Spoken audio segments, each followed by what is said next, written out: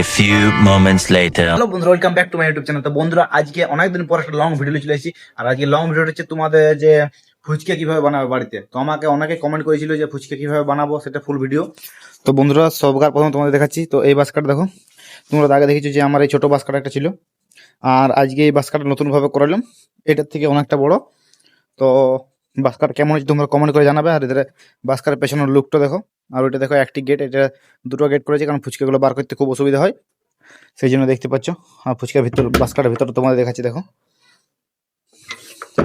তো বাস্কাটা কেমন হয়েছে তোমরা কমেন্ট করে অবশ্যই জানাবে।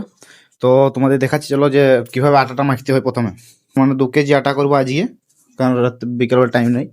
তো 2 কেজি আটা আর 1 প্যাকেট সুজি, মানে 1 প্যাকেটে প্রায় 150 সুজি থাকে, 150 গ্রাম। তো মানে 2 কেজি আটাতে 150 গ্রাম সুজি। তোমরা ইয়াতে কম নিতে পারো, বেশি নিতে পারো, কোনো চাপ নাই।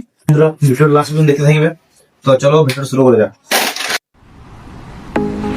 তোমরা সবার প্রথমে আটার প্যাকেটগুলো কাটিয়ে নিয়ে ভালো হবে।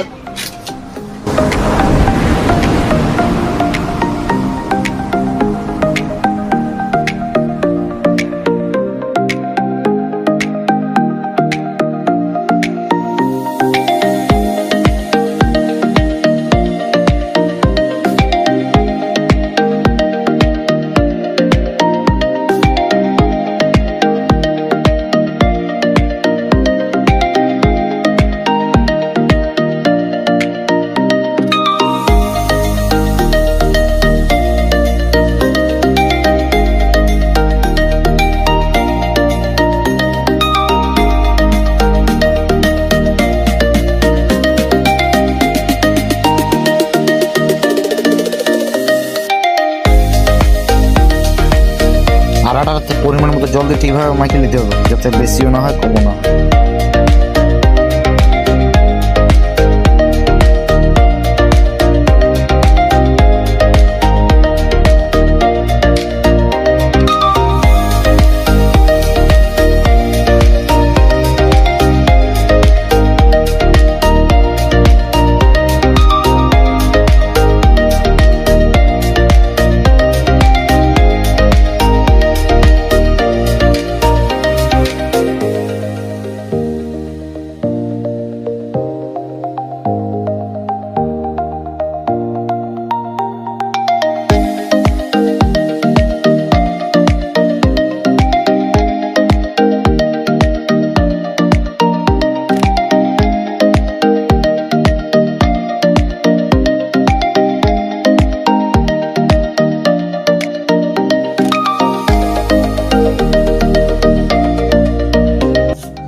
তো বন্ধুরা দেখো, আটাটা কতভাবে ছানা হয়েছে, একটু কোনো ফাটাফাটা হয় না।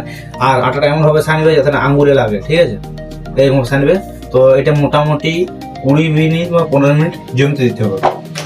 তোমরা যে কোনো প্লাস্টিকের মধ্যে জমতে দিতে পারো। আমি এই আটাটা প্লাস্টিকের মধ্যে জমতে দিয়ে দিচ্ছি।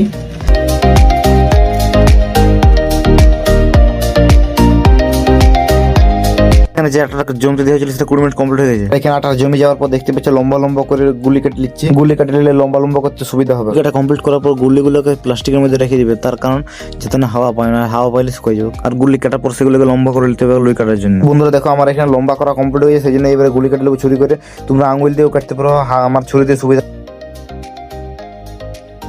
এখানে দেখতে পাচ্ছ কত সুন্দরভাবে লুইগুলো কাটা হয়ে গেছে কমপ্লিট একদম। আর লুই কাটা কমপ্লিট হয়ে গেলে সেগুলোর উপর থেকে হালকা করে তেল ছুড়ে দেবে, যার কারণে লুইগুলো নিজেদের মধ্যে লেগে না যায়। সমস্ত কিছু কমপ্লিট করার পরে এবার আমাদের ফুচকা বেলা শুরু হয়ে গেছে। দেখতে পাচ্ছি এখানে ফুচকার কত লই রয়েছে, এগুলো আমি বেলছি এবারে। তো বন্ধুরা, ফুচকা বেলা কমপ্লিট করার পর দেখতে পাচ্ছি আমাদের এখানে ছেঁকাছেঁকি চলছে। এখানে আমার ফুচকা চেকছে। আর দেখো ফুচকাগুলো কত সুন্দরভাবে ফুলছে। তোমরা হাত দিয়েও বেলতে পারো, আবার মেশিন দিয়েও বেলতে পারো। এখানে দেখতে পাচ্ছি সমস্ত ফুচকা ছেঁকার পর কত সুন্দরভাবে ফুচকাগুলো হয়েছে। দেখতে পাচ্ছি ফুচকাগুলো কত সুন্দর গোল গোল হয়েছে। বন্ধুরা, ভিডিও ভালো লাগলে অবশ্যই চ্যানেলটা লাইক করে সাবস্ক্রাইব করে পাশে থাকো এরকম নতুন ভিডিও দেখার জন্য। Bye bye.